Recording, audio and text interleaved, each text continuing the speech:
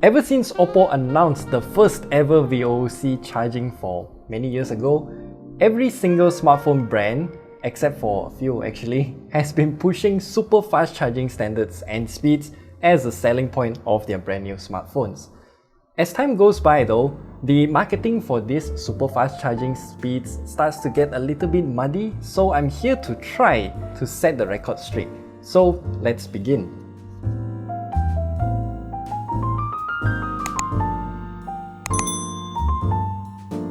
So before we begin, I have a few disclaimers first. Number one, I'm not an expert in batteries. I do have a degree in electronics majoring in nanotechnology, but batteries are totally out of my scope. I cannot comment on lithium-ion batteries and their compatibility with these kind of high wattage chargers. And number two, I won't comment on the long-term effects of fast charging in a video like this because there's just way too many factors to consider when it comes to a battery's health. And what I can comment though is that throughout the years that we've been testing phones and they've been upping their charging speed from the humble 5 watts to 10 watts, and then Qualcomm Quick Charge 3.0 came by, which is 18 watts, and then everything went haywire. We now have a lot of different wattages, up to a total of 120 watts that is available in the market right now from Xiaomi. There are many other companies showing wattages higher than 120 watts for their phones, but we won't talk about them here today because it is still not available in the market yet, as in not available commercially for you to buy and test it out. And I also won't talk about why Oppo's 33 watt VOC charger doesn't work with Xiaomi's 33 watt phones, because that is due to proprietary charging standards, and it is a rather extensive topic on its own, and we've also talked about it in the previous video, so check it out at the top right corner there, which I highly recommend you to watch that before proceeding to watch this video. With that said, this entire video will be based on my personal experience reviewing a lot of different smartphones from many different brands throughout the years. So when we do our battery charging test on every phone, we log the battery percentage in terms of every single minute. So in short, we drain the battery to about 12% through various different means. Maybe we just leave Genshin Impact turned on, maybe we do some random battery burning app, leave it in the background and drain it down to about 10 to 12%. Let it cool down first because heat can affect the charging speed, and then we only initiate the charging test from there.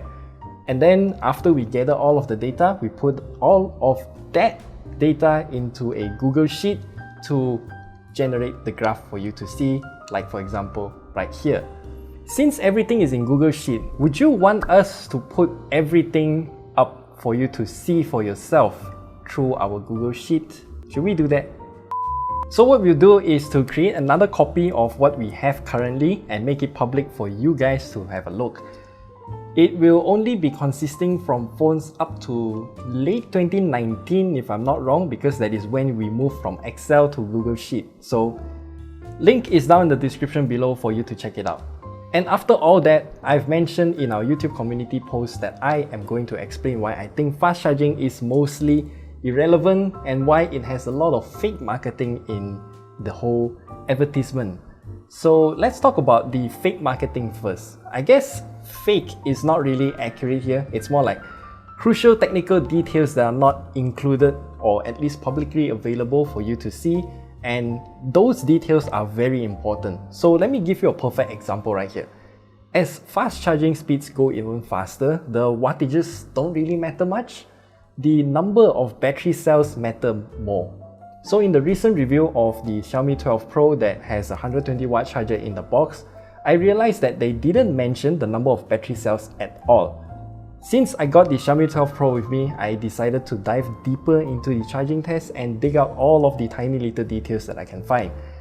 And when I took the watt meter and recorded the readings, even though the charger says it's 120 watts and the phone is marketed to accept 120 watts, the watt meter reported only at about 113 watts at its peak, and yet it averages at about 110 watts for most of the time. Then when the phone charged a little bit more, it dropped to about 60 to 70 watts average before tapering off to about 1 watt, and then the charging is complete. In comparison, the Black Shark 4 Pro has the true 120 watts charging because our watt meter did catch it recording at 120 watts. That is because the Black Shark 4 Pro uses a dual cell battery, and it even has a larger battery capacity compared to the Xiaomi 12 Pro, and yet with that dual cell battery it can charge faster than the Xiaomi 12 Pro. So what I'm trying to say here is that Xiaomi didn't disclose the number of battery cells in their marketing, and it just says 120 watts, there you go. But in truth, the true 120 watts is actually, you're gonna need dual cell battery. Yeah, single cell battery, even though Xiaomi says they have something called multiple tap winding, which is essentially mimicking dual cell battery by just, I don't know how to explain this. It's like a battery cell, and then usually it's like two terminals, one going in and out. But multiple tap winding is like multiple pathways of the charge going into the battery. So it essentially creates like multiple lane highways compared to a single lane highway, more like that. But it will still not be as fast as a true dual cell battery. Hello, future me here.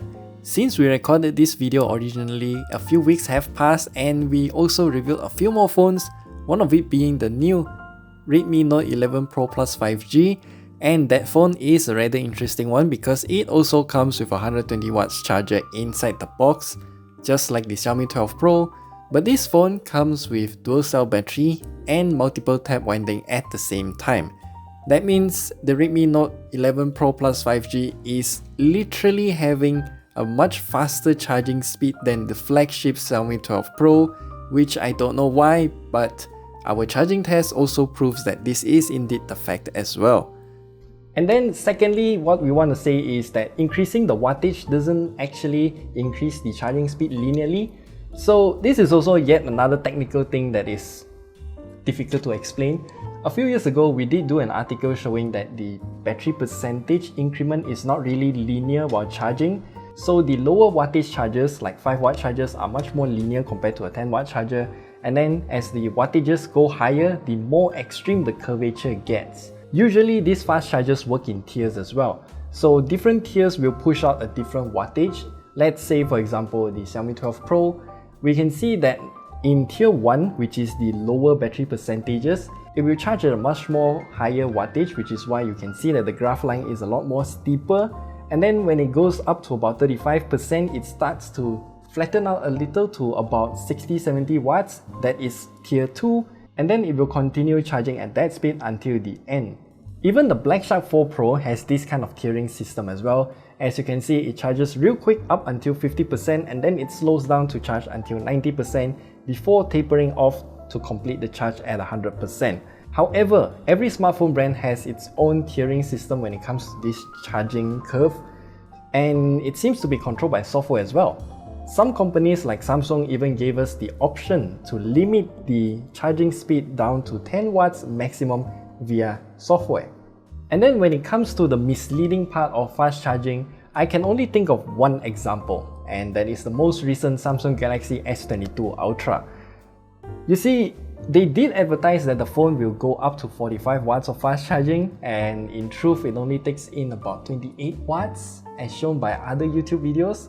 And I do think that Samsung can push out a firmware update to unlock it to 45 watts maximum, but whether they want to do it or not, it's up to them. I'm sure that Samsung's reason to do this is because of battery protection, but if we users want to damage our phone's battery, then just let us do it. And lastly, why fast charging doesn't matter? For me personally, I just manage how I use my smartphone. Despite the misleading fast charging wattage on the Samsung Galaxy S22 Ultra, I'm using this by the way, and I'm still loving this phone, and I still charge it overnight using a 10 watt charger, knowing that I'll wake up with 100% charge and go on about with my day. I believe that a smartphone like this with a 5000 mAh battery can last me throughout one full day of use, with about 30% left at about 1 AM or something like that. And if somehow I manage to drain the battery lower than 30% at like 4 PM or something like that, that means on that day I've been using my smartphone way too much and I need to stop so I don't get smartphone addiction.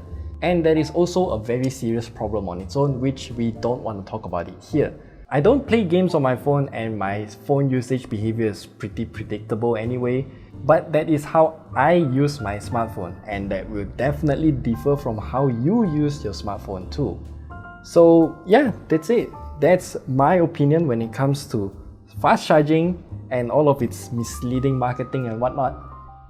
A lot of the crucial details are really hidden in the technical details that they don't publicly disclose, and we reviewers have to dig all of those information out to show it to you why those things are happening. So I hope this video has been insightful for you, and I hope you learned something as well. So yeah, I'll see you guys in the next video.